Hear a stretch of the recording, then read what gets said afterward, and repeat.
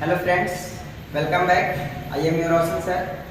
चलिए आज हम लोग देखेंगे क्लास 12th का प्रोज सेक्शन का फर्स्ट चैप्टर का इंट्रोडक्शन।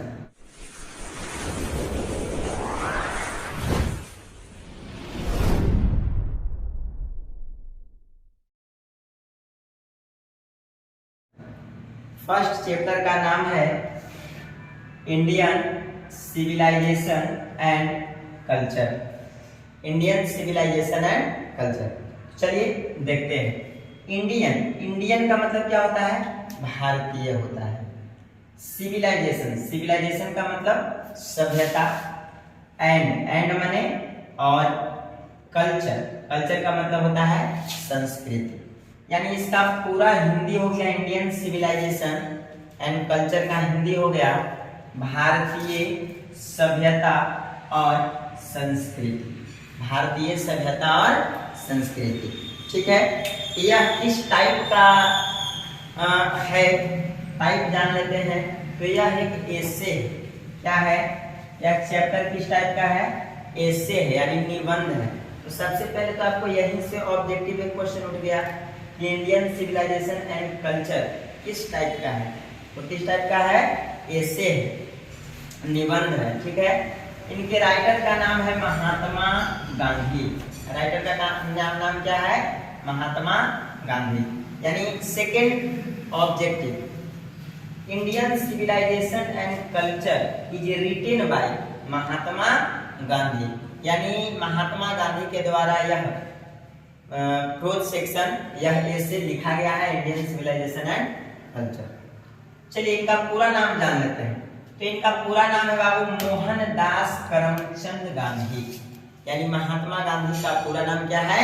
तो मोहनदास करमचंद गांधी, ठीक है। इनका जन्म हुआ था 2 अक्टूबर 1869 ईस्वी में। तो ये पॉपुलर थे। महात्मा गांधी को कौन नहीं जानता है ना। तो आप लोग को अच्छा से कोई जन्म पता ही होगा। तो 2 अक्टूबर 1869 ईस्वी में इनका जन्म हुआ था और इनकी मृत्यु 30 जनवरी 1948 ईस्वी में हुई थी। यानी महात्मा गांधी का मृत्यु कब हुई थी? तो 30 जनवरी 1948 ईस्वी में हुआ था, ठीक है।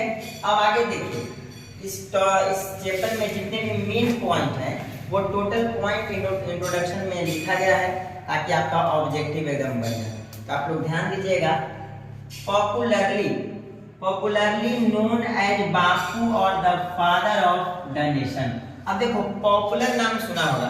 तो पॉपुलर नाम का पॉपुलर मतलब क्या होता है? जो फेमस रहे, प्रसिद्ध रहे। आजकल आप लोग बताते हैं कि भाई इंस्टाग्राम पर बहुत फेमस है ना, पॉपुलर हो गए, ठीक है।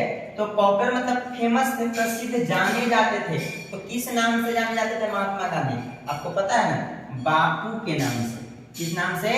बापू के नाम से जाने जाते थे। और किस नाम से जाने जाते थे? तो the father of the nation. Father माने कौन सी? पिता।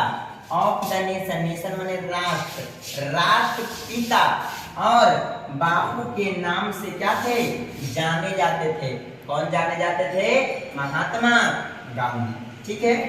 अब आगे बढ़ते हैं। नेक्स्ट पॉइंट कहता है कि spiritual leader than a politician. अब देखो, लीडर थे, नेता थे। आजकल के नेता थे। आजकल के नेता कुर्सी के पीछे भागता है, ये उस टाइप के नेता नहीं थे। ये नेता थे। कैसे नेता थे? स्पिरिचुअल नेता थे। यानी राजनीति में इन्होंने अध्यात्म के जीवन माने दिया। आध्यात्मिक, स्पिरिचुअल का मतलब क्या होता है? आध्यात्मिक।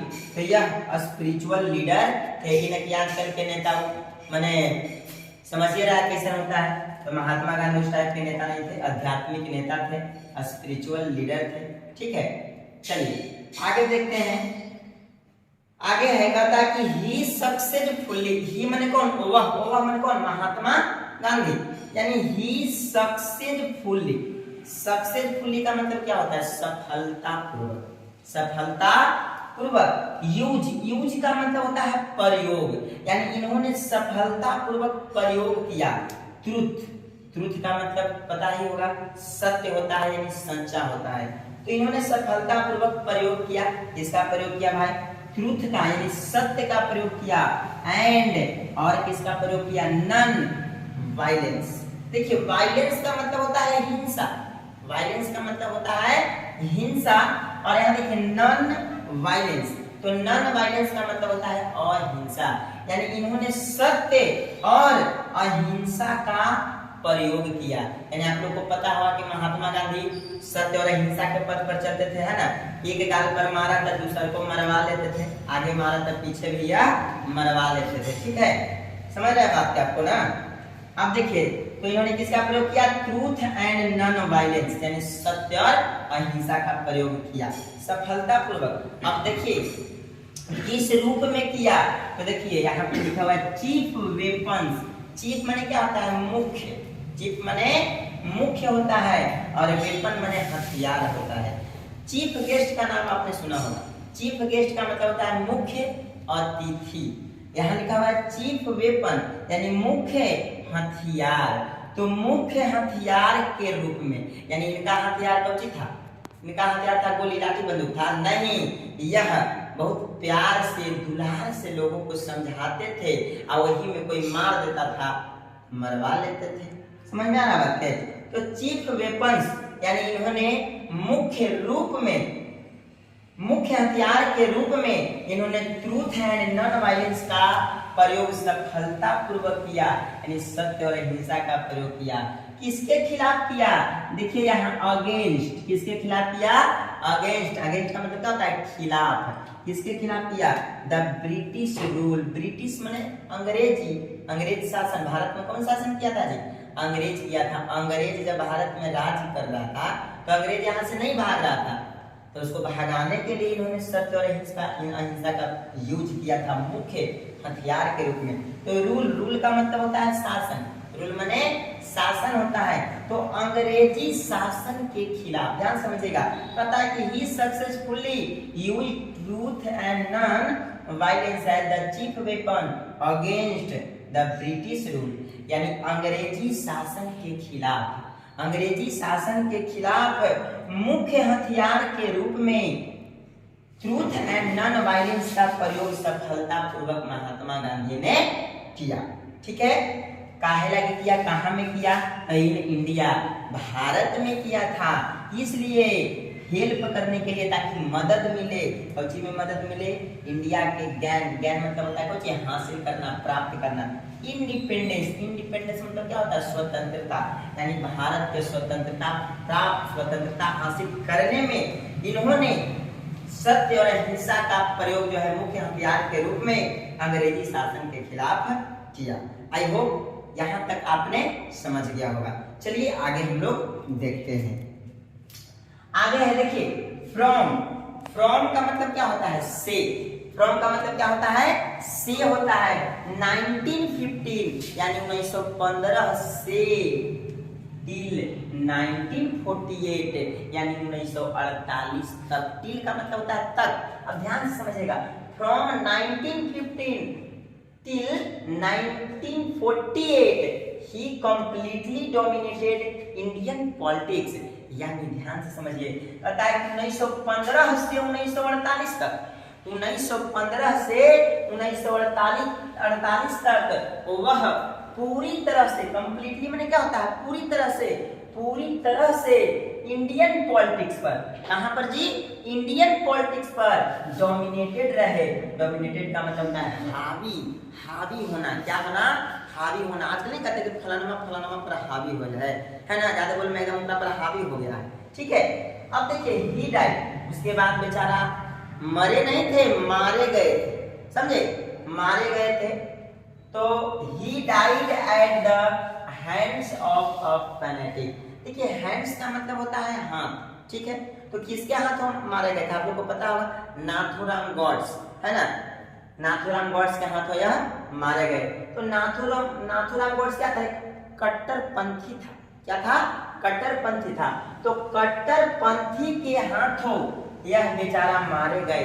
कब मारे गए, ऑन 30 जनवरी 1948, 30 जनवरी 1948 ईस्वी में नाथुराम गॉड्स महात्मा गांधी को क्या कर देता है, हत्या कर देता है। बेचारा अल्लाह के हो जाते हैं।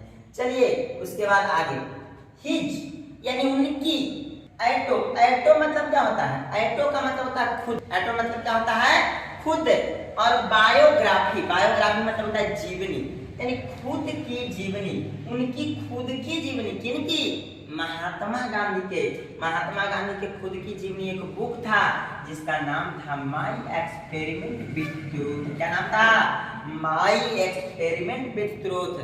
तो यहाँ से भी ऑब्जेक्टिव पूछेगा कि महात्मा गांधी के ऑटोबायोग्राफी का नाम क्या था, तो माई एक्सपेरिमेंट विथ ट्रूथ था। ठीक है, चलिए इसके अलावा इन्होंने न्यूमरस आर्टिकल्स लिखा, एक ही नहीं लिखा, न्यूमरस आर्टिकल्स लिखा, असंख्य लेख इन्होंने लिखा, अलग अलग अवसरों पर जाकर के, अलग अलग अवसरों पर जाकर के इन्होंने भाषण दिया, बहुत अच्छे अच्छे भाषण दिए। यह इंग्लिश के क्षेत्र में इडियोमैटिक थे, मतलब इंग्लिश का भी यह मास्टर थे, है ना, तो बहुत इन्होंने लिखा। उसी में से एक है यंग इंडिया। आपने 10वां में पढ़ा होगा कि यंग इंडिया का संपादन किसने किया, तो यंग इंडिया का संपादन किसने किया था, महात्मा गांधी ने ही किया था। ठीक है, तो माई एक्सपेरिमेंट विथ ट्रूथ ये महात्मा गांधी का क्या है, ऑटोबायोग्राफी है।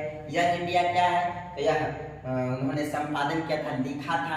ठीक है, अब आगे जो आज हम लोग जो पढ़ने वाले हैं इंडियन सिविलाइजेशन एंड कल्चर, क्या पढ़ने वाले हैं, इंडियन सिविलाइजेशन एंड कल्चर। तो इंडियन सिविलाइजेशन कल्चर क्या है, यह एक स्पीच का एक्सट्रैक्ट है।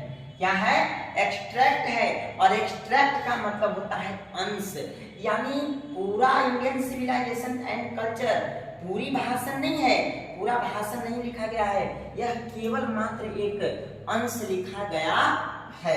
ठीक है, चलिए अब इस चैप्टर में यानी Indian civilisation and culture chapter में महात्मा गांधी किसके बारे में कहते हैं, तो जरा ध्यान दीजिए। गांधी जी यानी गांधी बाबा टॉक्स अबाउट, किसके बारे में बोलते हैं, the sound foundation, sound foundation of India, यानी भारत के नींव के बारे में, भारत के आधार के बारे में, भारत के संस्कृति के बारे में, भारत के कल्चर के बारे में यह चैप्टर में इन्होंने बताया है। और खास करके इस चैप्टर में भारत और पश्चिमी देश से यहाँ पे खास करके तुलना किया गया है कि हमारे देश में किस तरह से कल्चर है और पश्चिमी देश में किस तरह से कल्चर है।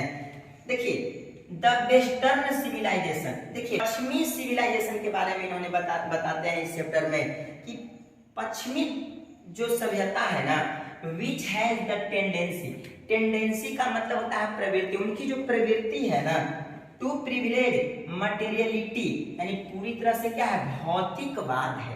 क्या है, भौतिकवाद है। भौतिकवाद का मतलब होता है वस्तुओं पर निर्भर रहता है।